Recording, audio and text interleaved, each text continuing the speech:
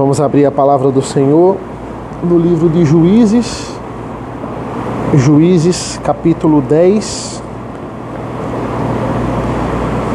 Vamos meditar em todo o capítulo 10 nesta manhã.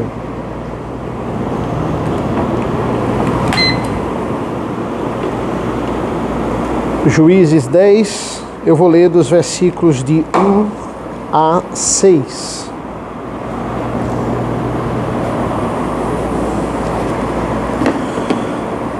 Assim diz a palavra do Senhor. Depois de Abimeleque, Tola, filho de Puá, filho de Dodô, homem de Issacar, se levantou para livrar Israel. Ele morava em Sami, na região montanhosa de Efraim. Julgou Israel durante 23 anos, depois morreu e foi sepultado em Samir. Depois dele se levantou Jair, gileadita, que julgou Israel durante 22 anos. Ele tinha 30 filhos que cavalgavam 30 jumentas, e eles tinham 30 cidades, aqui chamava Avote Jair, até o dia de hoje, as quais estão na terra de Gileade. Jair morreu e foi sepultado em Camon. Até aqui, meus irmãos, vamos orar. Senhor nosso Deus, que as tuas verdades elas possam ser cada vez mais evidentes através da tua palavra. Nos abençoa nesta manhã, esteja conosco, nos guarda em nome do teu Filho amado Jesus. Amém. Irmãos, uma das obras mais fantásticas que nós podemos citar envolvendo fantasia e teologia é a obra do Senhor dos Anéis, a obra de Tolkien. E é interessante porque C.S. Lewis, autor da obra das Crônicas de Nárnia, e uma série de outros livros de teologia, mas a mais famosa é a sua história de fantasia das Crônicas de Nárnia, assim como Tolkien, um influenciou o outro. Eles eram amigos, a gente pode ver isso nos relatos de um livro chamado O Dom da Amizade. E nesse livro, O Dom da Amizade, mostra que eles viviam num bar em Oxford, junto com outros amigos, e um lia a literatura que o outro estava fazendo naquela época. E a obra nos informa que tanto Tolkien leu as Crônicas de Nárnia, como C.S. Lewis leu O Senhor dos Anéis. Naquela época eles não tinham a dimensão do que essas obras iriam se tornar. O livro de Tolkien está cheio de teologia, embora os filmes não mostrem isso. Os filmes mostram apenas o lado fantástico. O filme mostra a parte ali da criação dos orcs, dos elfos, dos anões, dos hobbits, mas nós não temos ali o sentido teológico. Isso salta aos nossos olhos no livro. Também a obra de Tolkien é uma obra bastante adulta, no sentido de que é difícil de compreender. A obra O Hobbit, antes do Senhor dos Anéis, ela é mais fácil. As pessoas dizem, você quer começar a ler Tolkien, você começa pelo Hobbit, não começa pelo Senhor dos Anéis. Já Nárnia não. Nárnia é uma obra feita para crianças, exclusiva para crianças, então a compreensão ali, o público-alvo, digamos assim, a compreensão ali, ela é mais palpável ali para você entender as simbologias teológicas. O que me intriga nessa amizade entre Tolkien e C.S. Lewis é que eles não tinham dimensão do que essas obras iriam se tornar, e os milionários mesmo que se tornam são os seus familiares, porque eles morrem e eles não têm essa dimensão até financeira. E outra coisa que me intriga muito nesse livro é de um mensageiro chamado Ray. Ray é o mensageiro que vai levar a obra, toda a trilogia do Senhor dos Anéis, para a editora que aceitou publicar as obras de C.S. Lewis. E conta que essa história, ele pegou um trem, e eu fico pensando, imagina se Ray perdesse um dos livros, ou perdesse alguns capítulos. Naquela época não tinha cópia salva em canto nenhum, era aquela trilogia, os manuscritos de Tolkien, pronto. Ou seja, tudo dependia de um único mensageiro. de alguém tão ordinário, C.S. Lewis, e Tom, que foram extraordinários compondo aquelas obras, mas nada disso seria possível se Ray não tivesse completado aquela viagem levando O Senhor dos Anéis para essa editora. Talvez nunca teríamos acesso à trilogia do Senhor dos Anéis, que particularmente é a melhor trilogia que eu já vi no cinema. Em termos de trilogia, para mim é a melhor. E olha que ele nem exaltou a parte teológica. Conclusão da introdução, irmãos. Não são os eventos extraordinários onde a maioria das coisas acontecem. Na verdade, os eventos extraordinários, eles são, digamos que, o estopim de uma série de eventos ordinários. E Deus trabalha no ordinário e trabalha no extraordinário. Na verdade, a maioria do plano de Deus nós não estamos vendo, porque ele está sendo executado agora, nesse momento. E nós não temos a visão do todo. E esse capítulo 10 é um capítulo de introdução do livro de Juízes, e ele vai falar de duas pessoas ordinárias. Ele vai falar de um homem chamado Tola e de outro homem chamado Jair. E como esses homens vão ser importantes, eles são juízes aqui, mas eles não têm a mesma evidência que Gideão, eles não têm a mesma evidência que Jefté, a mesma evidência que Débora, a única juíza do livro de Juízes. Não, eles são homens que um governou 23 anos é muita coisa, e outro governou 22 anos, e simplesmente governaram, protegeram Israel e morreram. Ao todos os dois completam 55 anos.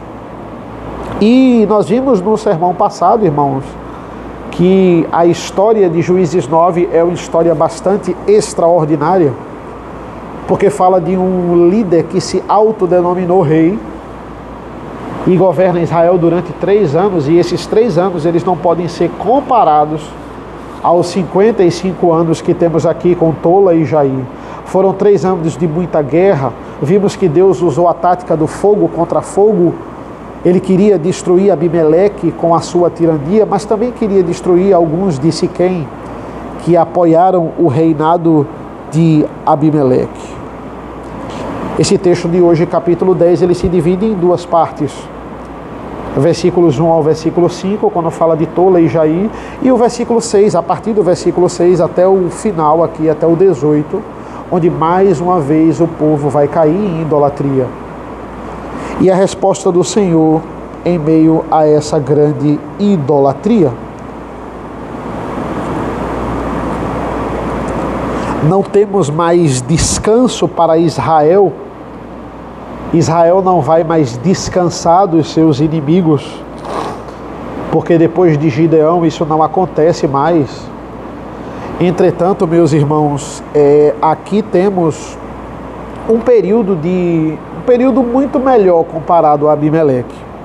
São 55 anos de vitórias de Israel e 2 juízes aqui, e um momento não tão significativo quanto a quantidade e a intromissão dos inimigos. Temos inimigos aqui, senão Deus não tinha levantado 2 juízes, mas aqui nada comparado a Abimeleque. Quando o seu antecessor, ele é alguém como Abimeleque, o simples fato de você não fazer grandes coisas, ou até não fazer nada em algum período do tempo, lhe torna um sucessor melhor. Qualquer sucessor aqui que não fizesse nada, seria melhor que Abimeleque, porque o que Abimeleque faz é um desserviço para Israel.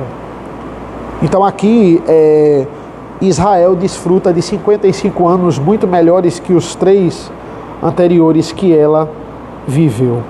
Vimos no sermão passado que Abimeleque, ele, antes de reinar, ele vai matar os seus irmãos. Como é que alguém que mata os seus irmãos, eu vou lá e nomeio ele rei? Só um vai escapar. A Bíblia fala Jotão, este que vai profetizar no Monte Gerizim e vai dizer: Abimeleque é um espinheiro, e vocês resolveram se abraçar no espinheiro. Uma pessoa totalmente inadequada para governar, um vilão digamos assim, um tirano, alguém que até na hora da morte só se preocupou consigo mesmo. Por quê? Porque na hora da morte ele não quer ter a fama de ter morrido por causa de uma pedra que cravou a sua cabeça, de uma mulher que jogou. Ele pede para o seu escravo ir lá e transpassar a espada. Qualquer sucessor seria melhor que Abimeleque. Temos Tola e Jair. Sabemos que o povo não tinha mais descanso aqui. E entendam, quem escolheu o seu antecessor, Abimeleque, quem escolheu foi o próprio povo. Não foi Deus que escolheu. Foi ideia deles. É claro que Deus, irmãos, Ele escolhe todo líder que é conduzido para liderar, seja ímpio, seja crente, seja para a bênção da população, seja para juízo. É Deus quem escolhe. Mas o que é que Deus está fazendo aqui com Abimeleque? Assim como Ele fez com Saul. Está aí outra comparação que eu não falei no estudo passado. Uma outra comparação entre Abimeleque e Saul. Não foi Deus que encaminhou nenhum dos dois. Foi Deus entregando o seu povo à sua própria vontade e desejo. Saul no trono foi uma resposta de Deus ao que o próprio povo exigiu. Tanto é que ele vai chegar para Samuel e vai dizer: eles não rejeitaram a ti, Samuel, eles rejeitaram a mim. Eles escolheram um homem para governar e não Deus para governar. Tanto Saul como Abimeleque, eles não foram reconhecidos pelo Senhor. E o povo aqui não se arrependeu, irmãos, depois de Abimeleque. A gente não vê nenhum versículo dizendo: o povo agora clamou e Deus enviou tempos de bonança. Não. O povo não se arrependeu. Mesmo assim, o Senhor enviou tempos de bonança. O Senhor enviou Tola e o Senhor enviou Jair para um povo que não estava pedindo nada a Deus. De quem o Senhor vai livrar o povo de Israel nesses 55 anos, irmãos? O comentarista vai falar: o Senhor vai livrar o povo deles mesmos. Pensem na trágica história de Abimeleque, inimigo do próprio povo, inimigo da própria igreja. E os problemas aqui são os problemas da própria igreja, são problemas internos. Desde o capítulo 9, nós estamos vendo aqui, e isso vai continuar nesse capítulo de transição, nesse capítulo 10. Foquemos em Jair. Jair, a Bíblia vai nos dizer que ele era, no versículo 3, gileadita. No versículo 4, nos diz que ele tinha 30 filhos. Ele tinha uma cidade chamada Avote Jair. Versículo 4 também nos diz isso. Cavalos eram raros no local onde ele estava, em regiões montanhosas, mas ele tinha. E os seus filhos também vão ter. Ele tinha 30 filhos. Parece que esse é um velho padrão para querer deixar o seu legado. Gideão vai ter 70 filhos para também querer deixar o seu legado. Só que Gideão não estava nem aí com qualidade, ele só queria número. E um dos irmãos matou todos os outros, só um escapou. Mas parece que esse é um velho padrão, ter muitos filhos e provavelmente de muitas mulheres, porque como é que você tem 30 filhos de uma mulher? Jair provavelmente tinha muitas mulheres e vai querer dar a cada filho um castelo e aparentemente um cavalo, uma casa. Gideão faz isso, Davi faz isso, Salomão faz isso, ainda coloca esses homens em cargos onde eles iriam disputar por poder. Isso nunca acaba bem. Davi fez isso com os seus irmãos e isso gerou ódio, com seus filhos, perdão, e isso gerou ódio entre eles. Talvez Jair queria solucionar o problema, sei lá, de seus filhos estarem guerreando entre si ou querendo poder e dar a cada filho uma cidade. Mas o texto diz que essa história não segue muito adiante, pelo menos nos registros bíblicos. Ele morre e é sepultado em Camon. Fim.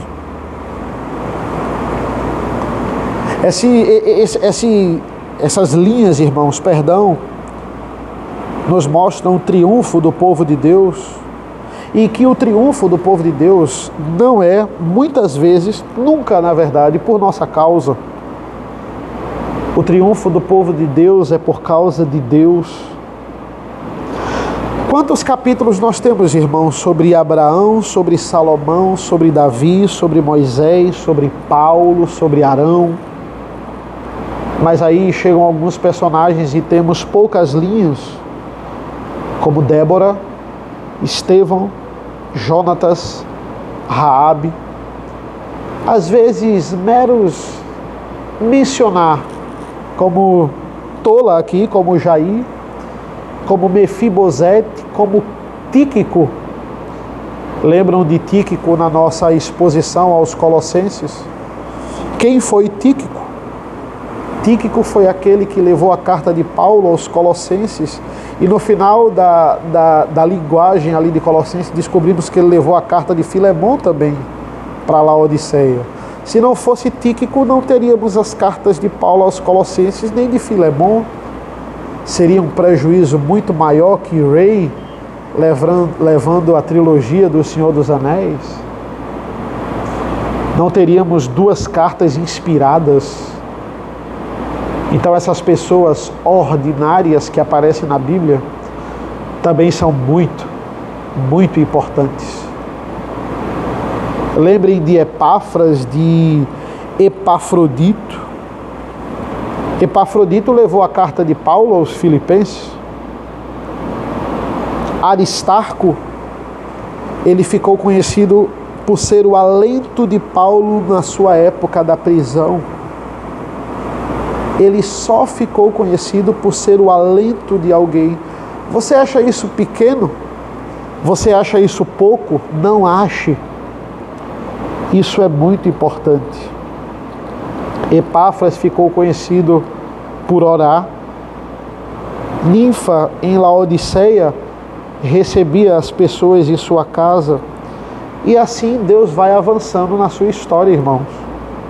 Como eu disse no começo, quantos episódios nós não estamos enxergando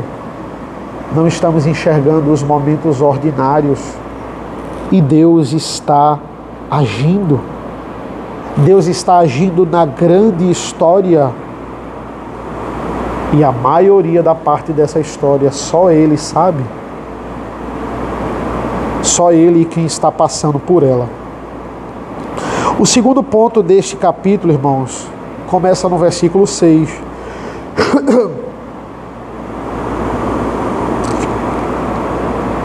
Quando diz assim: os filhos de Israel tornaram a fazer o que era mal aos olhos do Senhor e adoraram os Baalins, Astarote, os deuses da Síria, os de Sidom, de Moabe, dos filhos de Amon e dos filisteus. Eles abandonaram o Senhor e deixaram de adorá-lo. Depois de 55 anos que a paz vai reinar, essa palavra aqui, tornaram, denota a forma cansativa como o texto está dizendo que eles voltaram para a idolatria. Eles tornaram a fazer o que era mal ao Senhor e eles adoraram os Baalins. Só para deixar claro, os Baalins eram aqueles que faziam parte do panteão de Baal.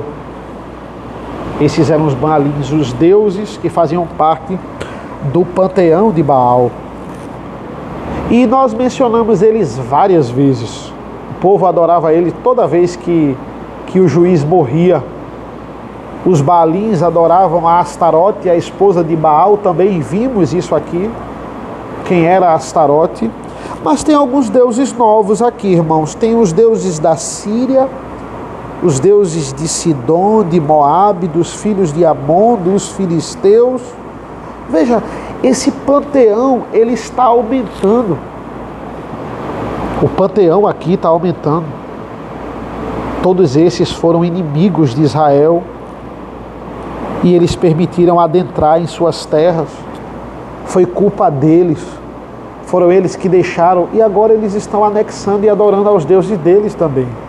Os filhos de Amon que vão voltar aqui, eles estão adorando aos deuses do filho de Amon, aquele que Eglon foi morto nas mãos de Eude, o segundo juiz desse livro, mas eles estão anexando os deuses desses que já foram expulsos e vão voltar aqui no capítulo 11.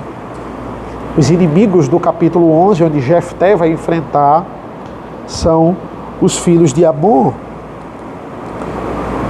E por que isso, irmãos? Porque um Deus sempre vai puxando o outro Deus. É sempre assim na história. Você nunca viu uma nação que adora só um Deus, como o povo de Israel adorando a Deus, e outra nação que adora outro Deus específico, só adora Baal. Não. É uma nação que adora um Deus, o nosso Deus, Yahvé, e as outras nações sempre adoram vários deuses. Por que sempre adoram a vários deuses?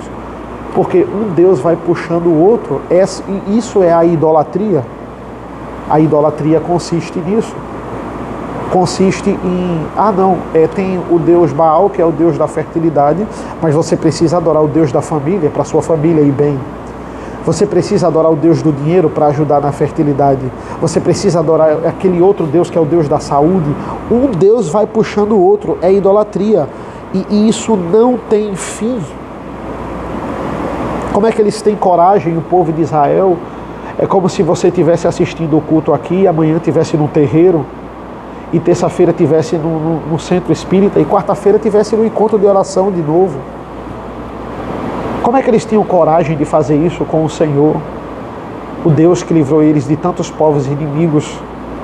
Mas assim eles fizeram. Por isso que o texto é cansativo e a linguagem é proposital. É como se o próprio texto estivesse revirando os olhos. Ele está dizendo, eles tornaram a fazer o que era mal aos olhos do Senhor. E mais uma vez Deus vai entregar eles aos ímpios, dessa vez contra os filhos de Amon e os filisteus, que são justamente os dois próximos juízes que Deus vai levantar para lutar contra esses homens.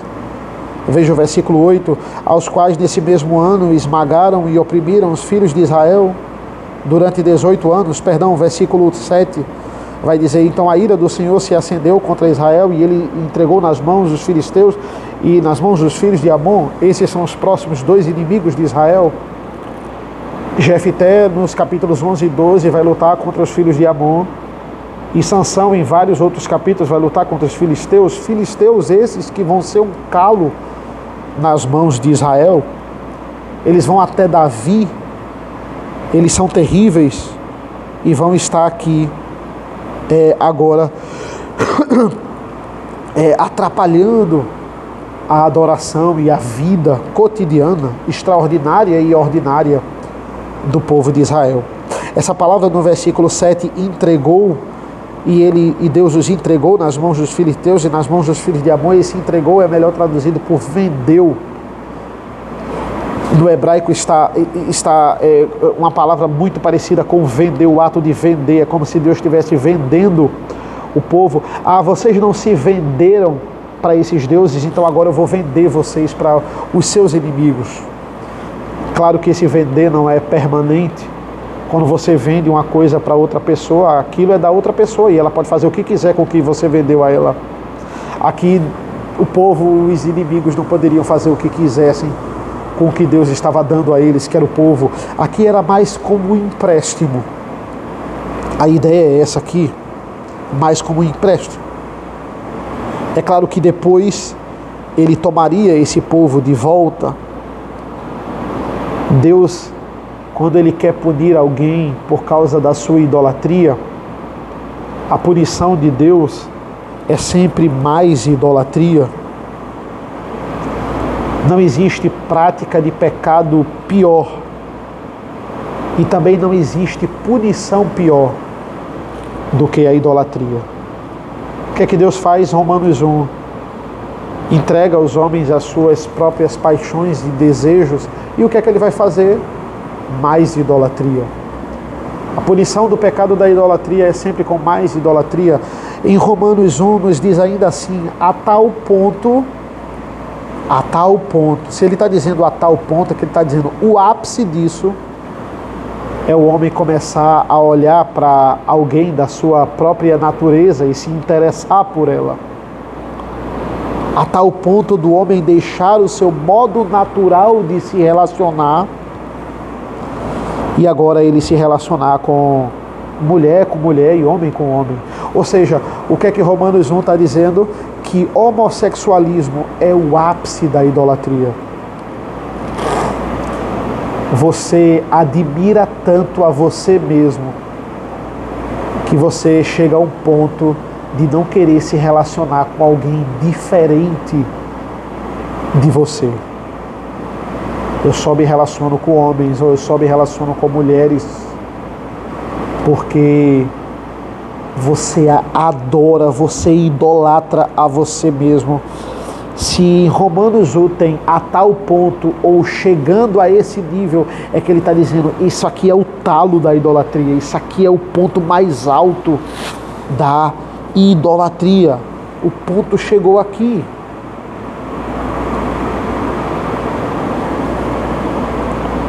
E a esposa da idolatria é a escravidão.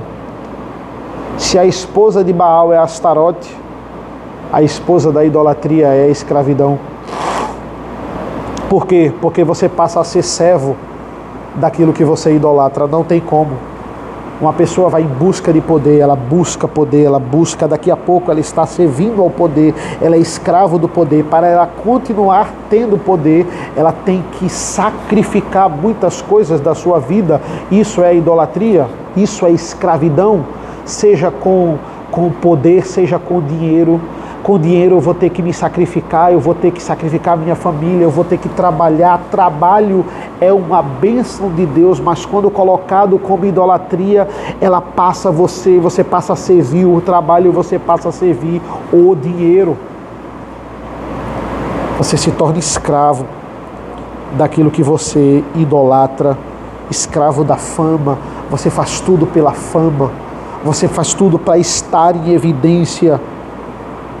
Você se torna escravo daquilo. O versículo 8 vai dizer assim: os quais nesse mesmo ano esmagaram e oprimiram os filhos de Israel durante 18 anos, oprimiram todos os filhos de Israel que estavam do outro lado do Jordão, na terra dos amorreus que está em Gileade. Os filhos de Amon passaram o Jordão para lutar também contra Judá e contra Benjamim, contra a casa de Efraim, de maneira que Israel se viu muito angustiado. Então os filhos de Israel clamaram ao Senhor, dizendo: pecamos contra ti, porque deixamos o nosso Deus e adoramos os Baalins. Vejam, irmãos, que agora nós temos aqui o povo clamando. Só que esse clamor, ele é um clamor diferente. O clamor do versículo 10 é sabendo exatamente o que estava fazendo. Olha, nós estamos clamando ao Senhor porque nós sabemos exatamente o que fazemos. Nós estamos pecando e estamos servindo aos Baalins. Eu sei que isso não te agrada, Senhor. E veja a resposta do Senhor no versículo 11.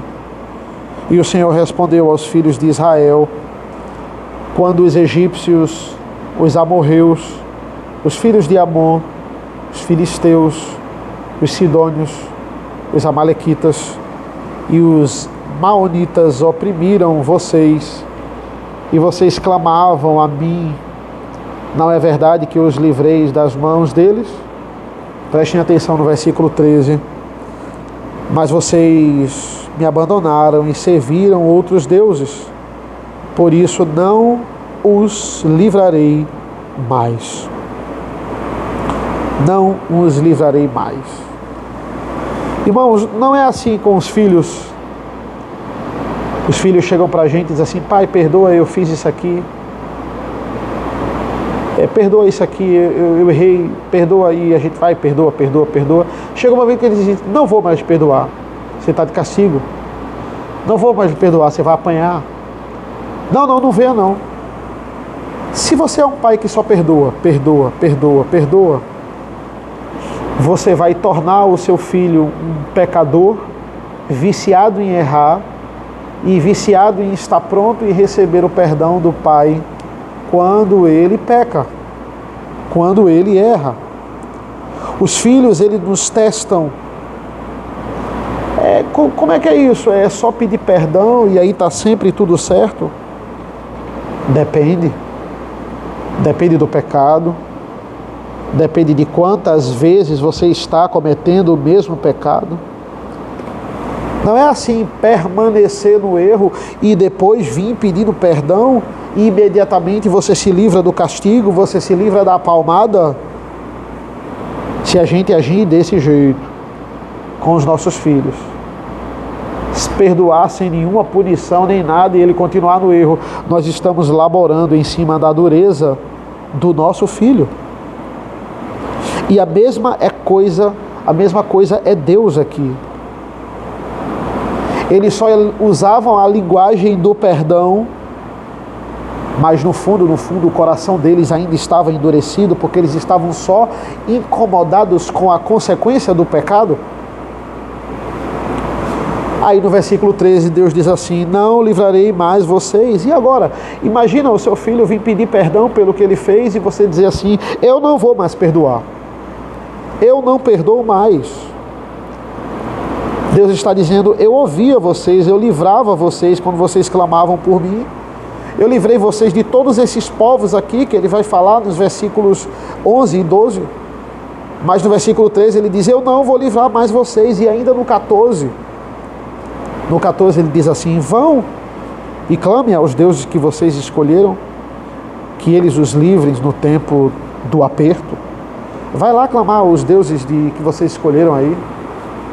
Vê se eles vão ouvir vocês. São palavras duras, irmãos. São palavras muito duras aqui. Olha o que Deus está dizendo. Eles não saciam vocês não clamam para eles. Agora, na hora do aperto, vão ver se eles existem. Se eles são misericordiosos como eu. E o que a gente vê nos versículos 15 e 16 são momentos raros aqui no livro de Juízes, irmãos. Momentos muito raros. É o povo clamando, é o povo dizendo que ia se desapegar dos deuses e fazendo isso. Geralmente para o povo de Juízes e até para alguns juízes como Gideão. Gideão dizia: não quero ser rei, e começa a agir como rei. Falar não era sinônimo de agir. Mas aqui, um dos momentos raros em Juízes. Momentos raros na literatura de Juízes. Olha os versículos 15 e 16. Mas os filhos de Israel disseram ao Senhor: nós pecamos, faze-nos tudo o que te parecer bem, mas por favor livra-nos ainda esta vez. E tiraram, versículo 16, os deuses estranhos do meio de si e adoraram o Senhor. Olha que expressão interessante no 16. Nós vamos falar um pouco dela no final. E ele já não pôde reter a sua compaixão diante da desgraça de Israel. Ou seja, não é só clamar por causa da consequência do pecado.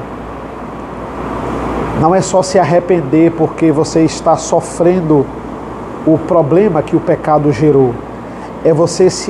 São diferentes. É você se arrepender do pecado em si.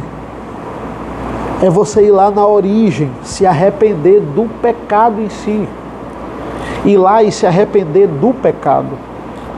Esse é o diferencial, meus irmãos.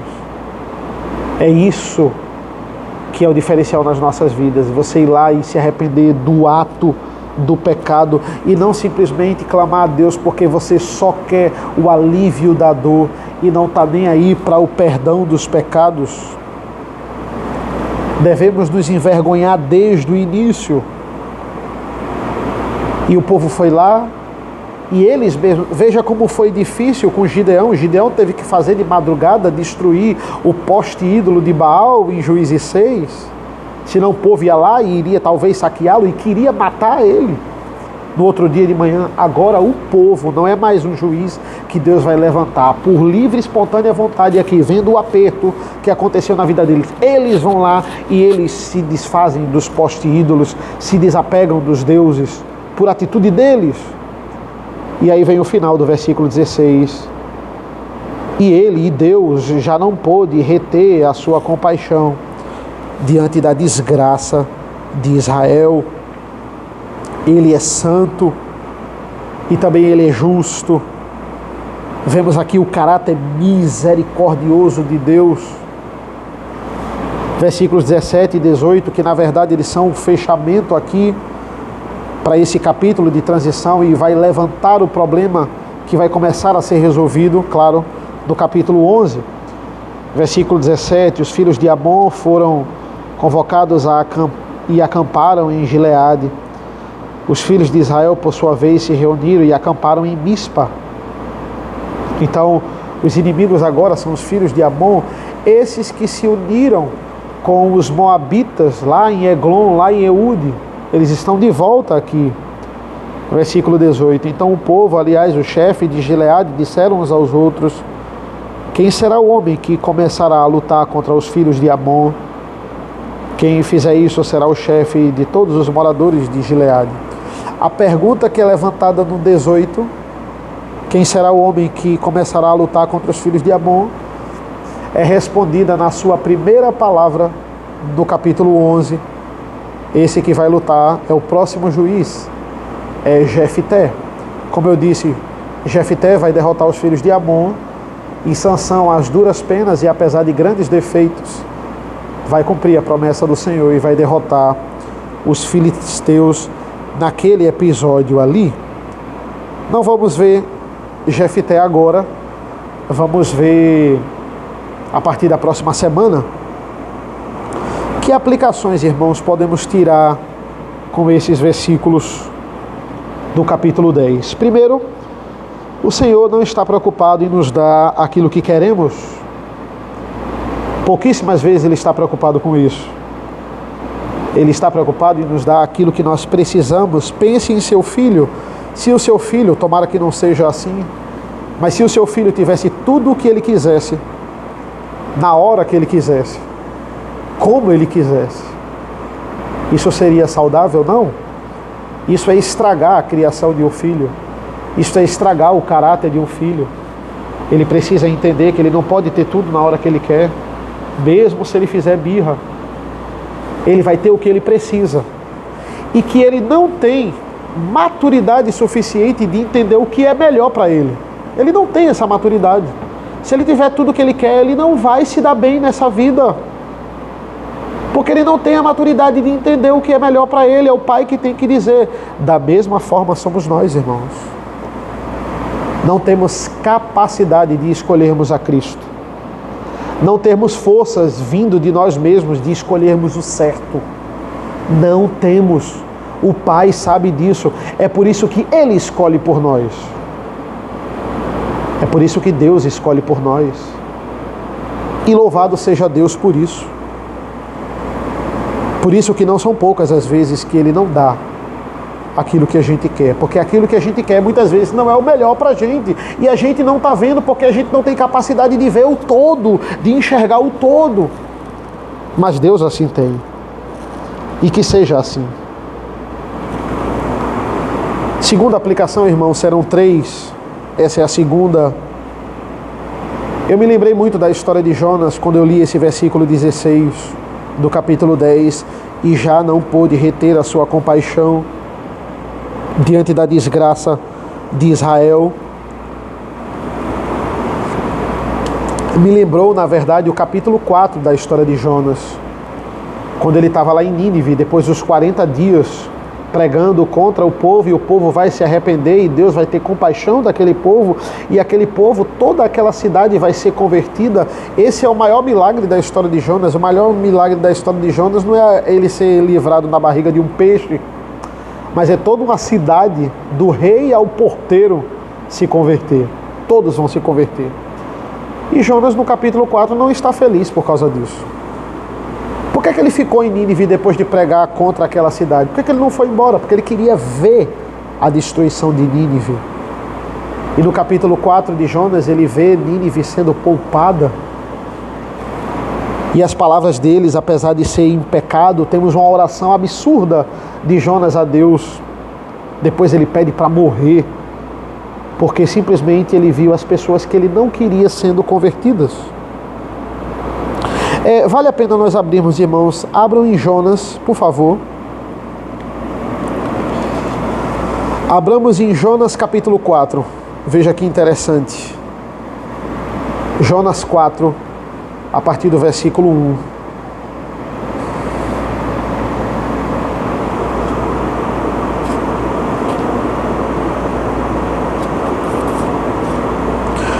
Diz assim a palavra do Senhor: mas Jonas ficou muito aborrecido e com raiva ele orou ao Senhor e disse: ah, Senhor, não foi isso que eu disse, estando ainda na minha terra, por isso me adiantei, fugindo para Tarsis, porque sabia que tu és Deus bondoso e compassivo, tardio em irar-se e grande em misericórdia, e que mudas de ideia quanto ao mal que anunciaste. Agora, Senhor, peço que me tires a vida, porque para mim é melhor morrer do que viver. E o Senhor disse: você acha que é razoável essa sua ira? Veja como isso concorda com o versículo 16, quando ele diz: e Deus já não pôde reter a sua compaixão, e ele já não pôde reter a sua compaixão diante da desgraça de Israel. Essa é a reclamação de Jonas. O Senhor é misericordioso demais. Mas Jonas não tinha problema em Deus ser misericordioso com os judeus, mas tinha problema em Deus ser misericordioso com o povo que ele não queria que Deus fosse misericordioso, os ninivitas. Mas Deus nos diz em sua palavra: eu tenho misericórdia de quem eu quero. Eu vou ter misericórdia de quem eu quiser ter misericórdia. Se não fosse o caráter misericordioso de Deus, nós estávamos perdidos, irmãos. Aqueles que dizem que Deus é misericordioso só no Novo Testamento, transborda aqui no nosso texto a misericórdia e a bondade de Deus. Imagina o nível de imaturidade que esse profeta Jonas estava aqui, de orar uma barbaridade dessa. Jonas, não digo nem imaturidade, mas assim, Jonas não estava bem espiritualmente falando, ao ver as pessoas sendo perdoadas e ficar indignado. A oração dele é literalmente essa que a gente leu: olha, o Senhor não pode ver ninguém clamando, o Senhor não pode ver ninguém se prostrando, que o Senhor já vai perdoando, o Senhor logo se compadece. Ele está reclamando, porque Deus é misericordioso. Por isso que a pergunta de Deus para Jonas é: olha, será que você tem o direito de ficar irado com isso? Será que esse é o seu direito? Você está selecionando e eu obedecer quem você acha que eu devo salvar e quem você acha que eu não devo?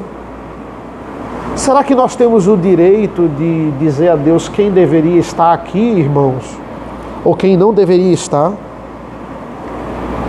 Temos o direito de decretar sobre os decretos de Deus nas nossas vidas? Por isso que murmurar, por isso que reclamar é o ápice da nossa imaturidade. É dizer a Deus, como ele disse a Jonas: o Senhor não deveria ter decretado isso. Olha, o Senhor está errado. O Senhor devia salvar só quem eu queria que fosse salvo. Deus chega para Jonas e diz assim: é razoável você pensar assim? Ele chega para Jó e diz assim, quando Jó questiona ele: ô Jó, onde é que você estava quando eu criei tudo? Percebam a ironia desse texto. Eu não estou lembrado, Jó. Quando eu separei o céu, a terra, peguei uma porção de água, coloquei no lugar, peguei uma porção seca e coloquei no outro. Qual foi a opinião que você me deu, Jó, sobre isso? Eu não estou lembrado. O que é que você falou na hora que eu criei? Eita, eu lembrei, Jó. Você nem era nascido. Você nem existia. Você nem sonhava em nascer. Essa é a ironia do texto. Eu entendi, você não existia. Você não estava lá quando eu criei tudo. Somos servos, irmãos. Somos todos servos. E através das nossas fraquezas também somos moldados. E Deus é muito misericordioso. Ele está pronto. Ele está pronto para nos perdoar sempre. O texto aqui, versículo 16, ele usa uma linguagem interessante. Ele diz assim, Deus não conseguiu reter a sua ira. Já não pôde reter. É como se Deus estivesse se segurando para perdoar. É claro que aqui nós temos um antropomorfismo. O que é isso? É quando você atribui um sentimento humano a Deus para ficar mais claro no entendimento do texto. Como Jonas orou aqui, que o Senhor se arrepende do mal que fez. Deus não se arrepende no sentido de errar e fazer de novo. Como lá na época de Noé, e ele se arrependeu de ter destruído o mundo com água. Não é que ele, eita, não devia ter feito isso, errei, vou fazer novamente, não. Até porque é Ele que decreta todas as coisas. Deus, Ele decreta todas as coisas. É só para a gente se conectar. Ele tinha dito nos versículos anteriores, versículo 13, eu não os livrarei mais. Versículo 14, peçam aos deuses de vocês que os livrem. Mas quando ele vê o povo abandonando, quando ele vê o povo clamando aqui, ele não consegue mais reter, ele não consegue mais segurar. Jonas vai dizer, reclamando aqui, por isso que eu fugi para Tarsis. Porque eu sabia, eu conheço o Senhor. Mesmo indo lá pregando contra, no primeiro sinal de arrependimento, eu tinha certeza que o Senhor ia salvar esse povo. E em pecado, Ele nos dá uma das mais belas declarações da Bíblia sobre a misericórdia de Deus. Ele diz assim, pois sabia que Tu és Deus bondoso e compassivo. Esse é o nosso Deus. Por último, irmãos, Deus trabalha em tempos ordinários, como em Tola e Jair, como nós vimos aqui no capítulo 10.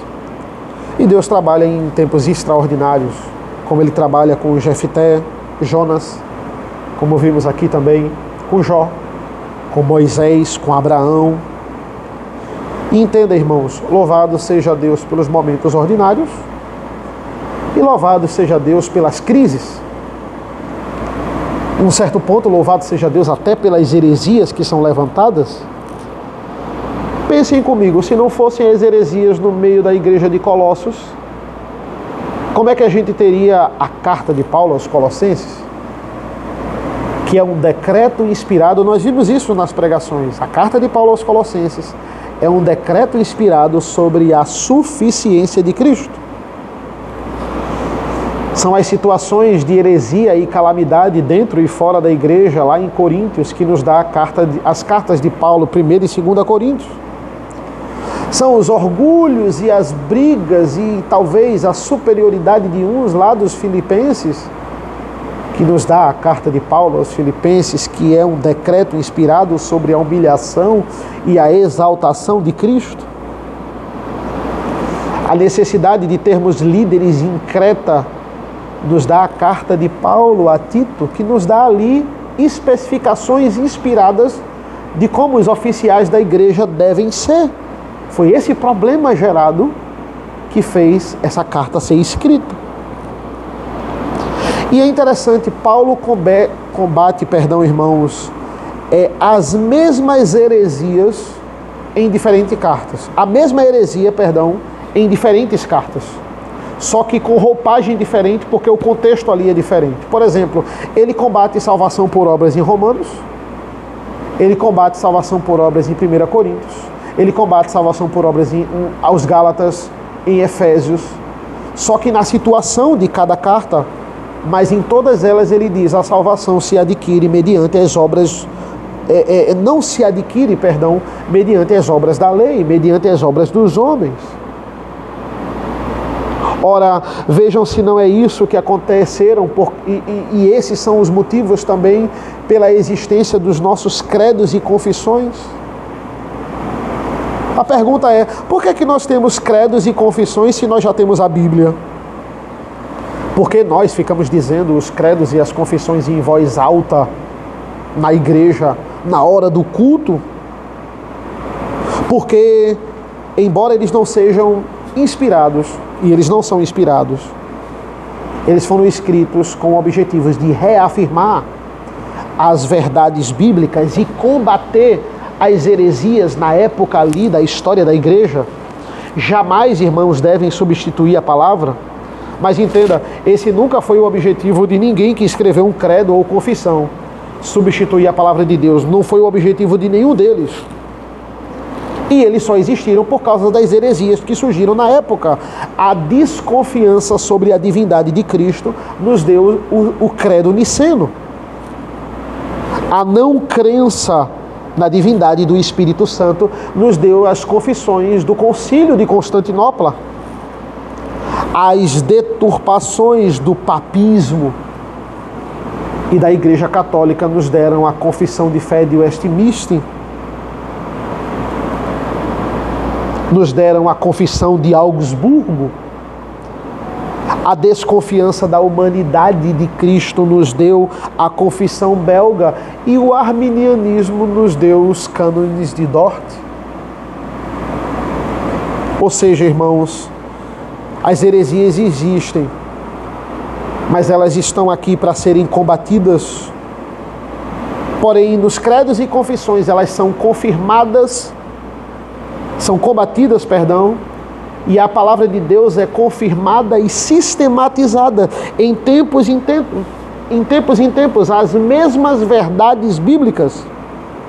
Observem, nenhum credo e nenhuma confissão, ela acrescenta na palavra de Deus, mas elas confirmam, e nós devemos adotá-los, porque nos elucidam na palavra de Deus, nos ajudam a entender mais a palavra de Deus. Quando elas foram escritas nos diversos tempos extraordinários em combate às heresias na história da igreja. Deus está trabalhando na vida da igreja, irmãos. Deus está trabalhando nas nossas vidas. Que possamos pedir a Deus sabedoria para agirmos tanto em momentos extraordinários quanto em momentos ordinários. Vamos orar? Senhor, nosso Deus, nosso Pai, te agradecemos pela Tua palavra, te agradecemos por esse momento onde podemos beber mais do Teu Evangelho. Nos abençoa, Senhor, neste dia. Nos dá um dia de paz, um dia de bênção, que nós possamos entender o Teu caráter misericordioso e o que isso representa nas nossas vidas, que nós possamos valorizar os credos e confissões que foram baseados nas cartas, que também combatem heresias, mas essas sim são inspiradas. O Teu Evangelho passado através das cartas de Paulo, através dos Evangelhos, através dos profetas, dos outros apóstolos. Te agradecemos pela revelação da Tua palavra, te agradecemos por esse momento onde podemos esmiuçar o Teu Evangelho. Nos abençoa nesta manhã, é isso que nós pedimos e agradecemos em nome do Teu Filho amado Jesus. Amém. Amém. Deus abençoe.